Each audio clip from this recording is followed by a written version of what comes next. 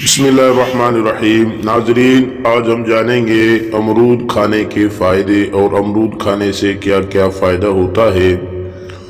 अमरूद calcium potassium से भरपूर होता है, कब्ज़ को भगाता है, वज़न कम करता है, कैंसर और हाई ब्लड प्रेशर को रोकता है।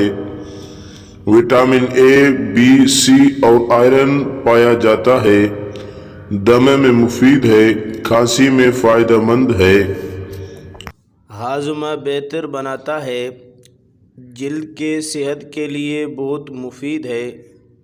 अमरूद में मौजूद विटामिन सी बीमारियों से लड़ने में इंतहाई मौसर है।